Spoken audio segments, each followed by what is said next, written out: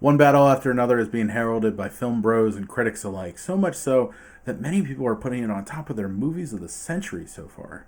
Personally, I loved it, but that doesn't mean I can't see the things in it that people wouldn't like. So today I aim to do two things. The first is to explain why this movie is so good and so important, and why, if you're an aspiring filmmaker, you need to learn lessons from what Paul Thomas Anderson did here. The second is to clearly lay out the people who would not enjoy this movie and why they wouldn't like it. At the end of this all, we have the leaderboard like we do every week, where we ask the question, does it make an appearance in the top 10? One of the things I really appreciate about this movie is not only that it has a great cast, but it has a great cast that is perfectly chosen for the roles they're playing. This is not to say that the characters they play are mirror extensions of the actors playing them, but more so that they have things that are honed and complemented by each of the actors in a similar situation. We all like to think that if we got a big movie star like Leonardo DiCaprio to star in our film, it's preordained to be good. After all, you have a great actor in your lead role who brings a consistency. Why wouldn't it work? Talent is only one part, though, because you need not just a talented actor, but a great script, a great director, and a chemistry with all the actors that they work with. The more the combination of these things are in place, the better the chance your movie will work. In this movie, you have one of the better Leo performances, but you also have one of the better Benicio del Toro performances, and one of the better Sean Penn performances. And on top of that, you have the revelation of Chase Infinity in her first movie role. To start up top with Leo, I always love when he plays a character that straddles the line between serious and goofy, and in this role, he gets to do both. But the mixture is always right on a scene-by-scene basis. What's great about this collaboration between Leo and PTA is that Anderson has always had a gift to weave the humor and the drama in a way that feels grounded, and Leo is one of the finest at playing in that space. What's wonderful about a really great writer is that it doesn't require a superhuman performance to make the movie work. It just works on its own, and what the actors bring is color and depth and meaning. One thing that I enjoyed about the character is that we haven't seen Leo play a father like he does in this movie, and I really appreciate how Leo made the character so lived in, but not in a way that you would expect.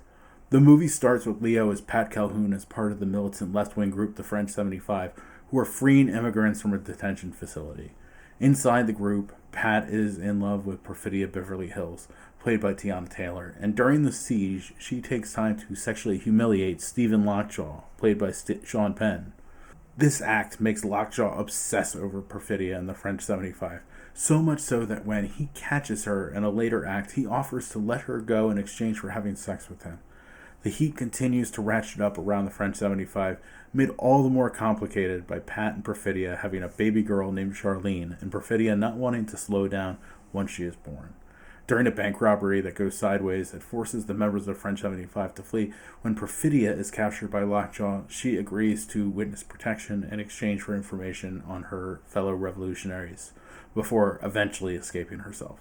With the heat on, Pat and Charlene flee and find a small town in the mountains where Pat, now Bob, has raised his daughter, now Willa. We skip ahead 16 years, where we catch up on Bob and Willa, and suddenly Lockjaw enters their lives once again. To button it, I said that Leo as a father felt lived in, and you could tell that part of Leo's prep is making that 16 years count like we were watching it. If you were worried about how your character has to deliver lines so that the movie makes the box office, you aren't doing the work to ground the character properly. The script works, Leo works, Chase Infinity works, PTA works. You could have shown up and the movie would have been enjoyable, but when the time is available to flesh things out, it makes everything better. It's very much a craftsman approach. Needless to say, this review is late because my daughter is going through a big change, and I haven't slept well for the last 2 weeks, and I don't always feel like the person I was before I had a kid. But here comes Leo, notorious bachelor Leo, no children, no cares. He plays a father that made me feel like a father, made me wonder what was in store for me. It was a great job, like always. Speaking of great job, like always, Benicio was fantastic in this movie as the sensei, teaching martial arts to Willa and later helping Bob escape capture from Lockjaw. There was a lot of praise thrown in Benicio's direction because it seems like he had a lot of ideas about how his section of the movie should play, and that a lot of the Underground Railroad idea came from him, which is some of the best stuff in the movie. That feels like an all-you-can-eat buffet of great stuff. What's important to remember is that this script had been in the work for a long time, nearly 20 years. In that time, you must have felt like you had every idea you can have about the story. But it's a collaborative art form, and the best filmmakers are open to the ideas of others. I think in this regard, on top of the talent he has and the performances he gives, Benicio really gives a life to the film. Every scene with Benicio works, and it feels like this could have been a lull if you had someone else in the place of Del Toro.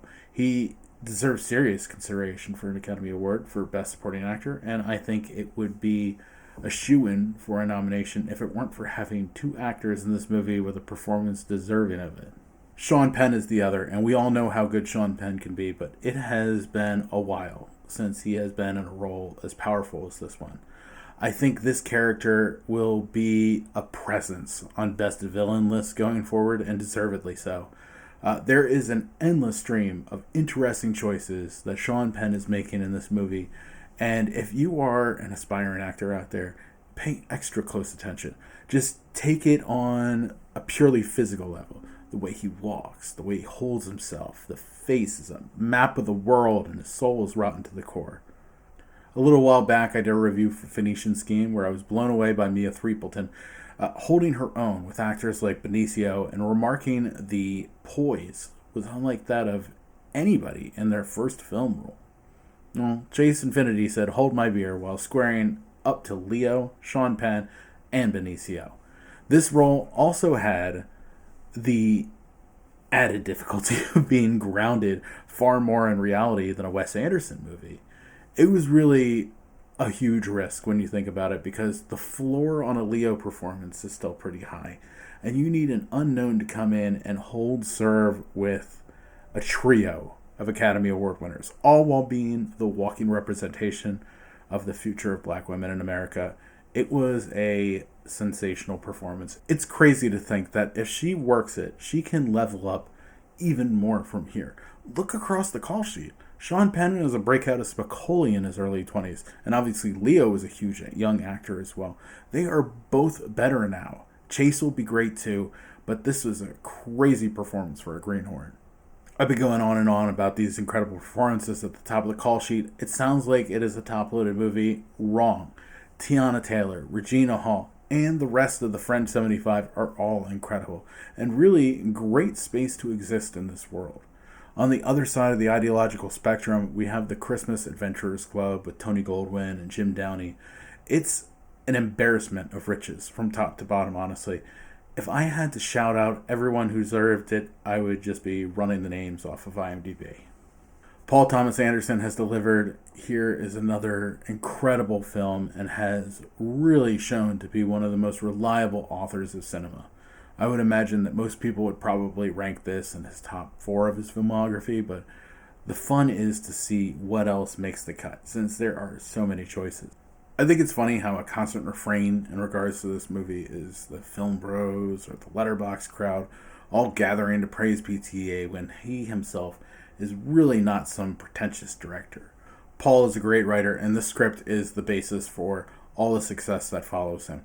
Like I talked about with Leo, the characters work on the page, and that allows them the space to explore when they shoot. Preparation is key, and having the script working is the best form of preparation there is. The story, originally from a Thomas Pynchon book, Vineland, has been rattling around for nearly 20 years, which admittedly gives you plenty of time to prepare, but even stories about how they were still working out Benicio's character as they were in production speaks to the duality every great director must have. There is one side that's the storyteller, and that doesn't necessarily mean you have to write the story or the script, but you need to know how to deliver it. And the other side is the tastemaker, where you take your knowledge, experience, and gut to apply your vision across hundreds of decisions a day. It's one of the things about the desire to shoot and project this film in VistaVision. Shooting on celluloid requires a different level of respect and craftsmanship, and it makes the time you spend shooting feel more important. I think you have the chance to see it in VistaVision. You should check it out. I plan on seeing it again at some point at the Vista in that format, but it is not a requirement. If you have an IMAX or a Dolby or any other large format projection near you, I would say it's worth it. But the most important thing is you see it on whatever screen you can. This movie is really deserving of the big screen experience, and you can only see it for the first time once. If there is a chance it is going to be special, you might as well go all out for it. My biggest compliment for this movie is that each frame is a painting and it never slows you down.